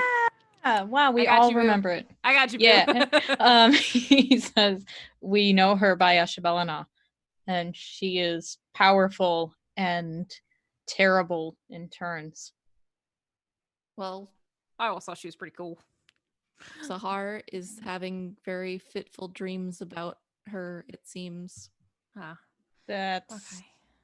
great. Yeah, you can They give them an also S. mentioned, and then I say the other two things that you said that I completely forgot. Temple and Arbor Wilds. Yes. Arbor Wilds. Okay. Interesting. Also, I made friends with the gardener, and he is going to maybe join the Inquisition. Oh, that's nice. And he has That's a son who can maybe be a friend to Audrey. Oh. I do not actually know how old the son is. I did not ask. I should have asked. Well, you know what? Young enough, friends, old enough, babysitter. Win-win. Emmylou has a great point. Bahan, either way, you did a great job, so thank you. Okay, so what I think is happening is, so I went about town and I think I was followed. So we're going to keep our eyes out. Anybody you see who's got like kind of a gnarly scar on their face, keep your eyes out for someone like that because someone was following me. I had a really nice time at this store and I got a really nice glass of wine and I had a really lovely chat with this lady. But anyway, I'm getting off track. There was a symbol that I kept noticing around on wells and on like a couple of shops and stuff, this red lotus, this red flower. And then I talked to Samaya at the wine store, and she was like, well, it's got a suspect and, you know, maybe a cult and maybe smuggling and maybe blood magic. Who knows? Lots of rumors. So then I was like, you know, who's going to know the word on the street is the people in the A-Lodge. So I went down and I talked to them, and they told me that about 6 months ago, they had giant red spooky crystals installed in all of the rich people places with the red lotus symbols on the wells. And then those people started getting sick. Wow. Okay. And so, like, I know you remember, but when I think of big spooky red crystal, I think spooky ass red lyrium. No, absolutely. So interestingly enough, I pretended to be a servant, and yeah, I mean, I'll change eventually. I ran here because, and he's gonna pull out the stack of letters. He's gonna say, I found the suspicious stack of red lotus tagged letters, and I figured that was out of place. And the other thing is the Duke is under some sort of spell. I have to believe it's a spell. I know I'm not a mage, but he was sitting there with his eyes glazed and red and glowing, and he was just writing nonsense, Well- like gibberish. Like, I don't know if you've read The Tale of the Champion by Varric. I read it a bunch of times because Varric's a really good writer and I really like him. But I mean, that's what happened to that spooky night commander, right? Is that she was around Red Lyrium and then she lost her mind. It was all crazy and like glowy and stuff. So maybe he's just really poisoned with Red Lyrium. Yeah, that would, yeah. Okay, I haven't read these letters yet, and it's probably a good thing that we at least skim them over before you go to this thing. Divide and conquer. Well, if we know that it's the Duke, should we still be going to Venture guy? I mean, we don't know it's the Duke. It Well, could- so the kids at the alienage, just gonna call him George. George was telling me that Philia, the council member, was the one who had all of this stuff installed. Oh, so then we are going to go and kill him. Got it. Okay, maybe, but let's wait because maybe we can actually bring him to justice. But okay, so what I'm gonna do, what I think we should do, is that you've got a word in with the servants, right, at the Duke's house, right? Yeah, at least Ileana's mom. Ileana's mom. So why don't we send a letter to her and be like, whatever you do, get him to stop drinking the water. And like kind of maybe wean him off of Crazy Town. Okay. And then we should talk to Philia, because if the Duke ordered this, but he's off his tit, then he's not really responsible for crazy tit actions. Yeah, I guess. Yeah. If he's being manipulated, and poisoned and stuff, he Yeah, might but have who? absolute. I'm thinking it's Philia, right? Because Yeah. he's the guy who's like, oh, I'm from Tavinta. Well, Definitely let's not a look at these Dorian. letters before. Right. Okay. Divide and conquer. You take the first half. I'll take the second half. Bahan, take the last. Well, That I would did not the wrong be- thing of division here. I should have taken thirds instead of halves, but then we'll do it that We way. understood it. We But you understood said it, a it's fine. halves, which means that I have to do no work. No. Han, can you take half of mine and half of Emmylou's? Yes, I think that I can do that. Okay, thank you. And so you all can begin to pore over these letters, and you see that they are a series of research notes where week 1, there are no changes in the subjects. Subjects appear to be completely operating normally. And you see it goes week by week until about after a month, and it starts to say, week 4, people begin to start experiencing symptoms. People have gotten sick. And it continues worse and worse and worse as more and more people become infected, and they keep a track of the number of people who have gotten sick and the severity of their symptoms. This is chemical warfare. Wow. Seems Yeah, weird. Bahan. Yeah. Yeah, it just seems really weird because it's like, why? Unless the whole point is like take out all of the nobility and higher ups and just destabilize a whole city. Looking at it, it appears to be just as kind of like you find like sort of like a research premise, and it was to, what you had seen scrolled down was that it was to figure out how long it takes for the red lyrium to take hold of people, and how they can be potentially manipulated. Oh, okay. Which would make sense because they got the Duke to send out the orders. But then why, hold on, if they're manipulating the Duke into this, then why are the letters about this at his house? It would seem to me that he was an orchestrator of this and fell victim to his own scheme. But why would he drink the water if he was the Perhaps researching one? It wasn't that he's drinking it. They must be bringing in the lyrium somehow. Perhaps it's stored in his house. There's And no because he lives there. offer There's no author on these, right? It's just writing. You assume that they're probably, they seem pretty obviously like code names. Code names. Mm.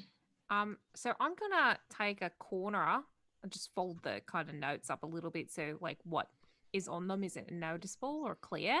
And I'm gonna go over to Lady Hestwick and I'm going to say, "Hey, do you recognize this handwriting?" And she fixes her glasses and she takes a gander and goes, I do believe that I believe that could be the writing of council member Falier. It does look kind of similar. Okay, that's just what I wanted to know. Thank you so much. You're wonderful. So glad we came here. Athven is going to ask, my lady, I've been thinking about Saharr and how they are sick, and I was just wondering, where do you usually get the water for your tea? Oh, there's a well in my backyard that we draw water from. And do you usually take tea this way as well? Oh, yes, usually. You didn't get the filtering improvements. Oh, I got just last week they installed them. Okay. Let's uninstall them right away. Yeah. My lady, it's probably Okay. best that you take that out. Yeah. So It's poison. it's poison. And she looks horrified. Yeah. Gasps.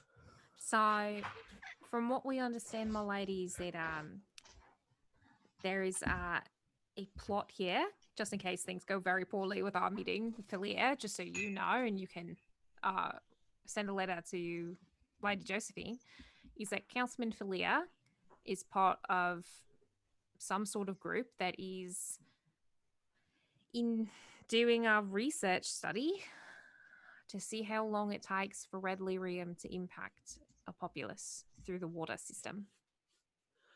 How dreadful. Yeah, isn't it? It's a real shit move.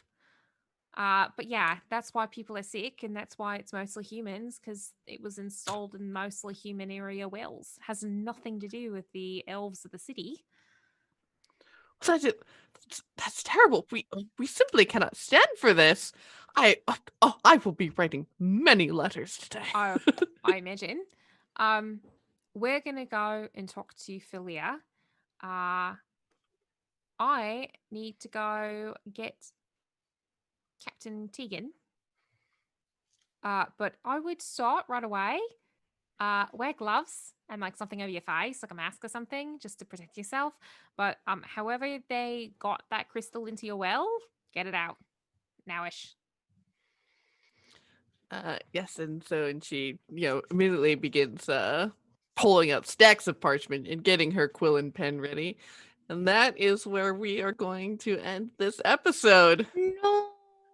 Yay! Oh my god. Time flies. Oh, it really does. Oh. Hopefully next week we'll have Saharr back in action. Yeah. Mhm. Man. That was real good. Investigation. Were we smart, Sage? Were we smart? I feel we were really smart. You all were fantastic. I love my sleuths, my Nancy Drews and Hardy boys going through town, figuring out what's up. I love me a good mystery. It's my favorite thing. Well, friends, this has been wonderful, but I have been your storyteller, Sage. Oh, I'm not usually right after you. Okay, I have True. been Casey. I've been playing Bahan, your Kunari rogue. You can usually find me on the Poplar Kids podcast as Stevie. We just released our season 1 finale this week. On Remember X Not a Test podcast as Maddie. we have just released 2 epilogue episodes recently, and then every week we have an episode, the Lucky Die podcast as Zoltana, and that's it. Also, I have an itch.io with games. Check it out. And Child of Ginevra is my Twitter. I'm good at this, I promise. Very, very hot. So my brains are very scattered. All right. Well, I'm Morgan. You can find me on Twitter, normally blabbing about game stuff at Thistleraven. I've been making so much jam. It's my quarantine hobby of choice. It's so much fun. I'm having a blast doing it. And I made a Twitter for it, which is Self-Preserve Jam, and an Instagram, which is Self-Preservation Jams. It's a joke because it's only me doing it, and it's preserving, and it's my quarantine hobby. Jokes. And you can find me normally on the Taking Initiative podcast as Surreal.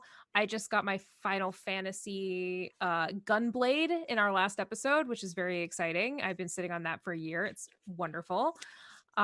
You can find us at TI_pod for that. You can find me here, and you can also find me and the wonderful Bianca Zelda on Tuesdays on the Gamers Table stream for Conan the Barbarian. I think we're going to be next week. We're going to be playing Back at It. So come join us there. And I'm Riana. I'm at Twitter. It's at DIY Ferret. You'll see pictures of my awful ferret. But I just want to take a moment to say it's okay in the state of things to take a moment and just exist and do some nice things for yourself and listen to a podcast and listen to a D&D live play. But don't forget that with everything that's going on, there are so many people that need assistance and a voice and helping them exemplify their own voices. So I don't think I'm overstepping in saying that everyone here is 100% behind the voices of Black Lives Matter. And Absolutely. 100%. Just remember that with everyone together, change can happen. And I thank you all for being a part of that. Of course. Oh man, yes, absolutely. I mean, that's part of why I wanted to have this plot in the game, is because you all get to make the choice to figure out a way to make the lives of, I mean, fantasy elven people better, but you get to exert that control. Yeah. At least in some part of life. Yeah. It's been a really rough day, feeling very helpless and very disempowered, but it's been helpful to focus on the things that are good and can impact change. I donated today to the Minnesota Freedom Fund, and I encourage people to as well. Bail funds for a lot of people are going out right now. Just verify that they're actually the real ones, but there's a lot of stuff that we can do just by speaking up and boosting the people whose voices matter. Another way to find out ways to get involved is text Floyd to 55156, I believe is the number. It'll sign a petition, and they also give you some information, I believe, about ways to get involved. Cool. Yeah, and I just dropped the link in the chat for the Minnesota Freedom Fund. So if you have the means, look for a reputable charity to help people out, because we're only as good as how much we help each other. Exactly. Yep. And there's a lot of information out there on first aid and what you can do, and I just really recommend that if you look up official Red Cross, official first aid information, it will help much more than some Twitter threads that'll tell you the proper ways to help a bullet wound. So just if you are deciding that you're going to go to a protest, please do the most you can to learn the proper ways to deal with wounds. We can't all get first aid certified officially because of the current state of COVID and everything, but I promise you there are better links out there to learn how to do. So yes, everyone be safe, look out for each other, we'll be back here in 2 weeks, and I can't wait until then. But until then, my friends, have a wonderful evening, a wonderful weekend, and Good night. much love.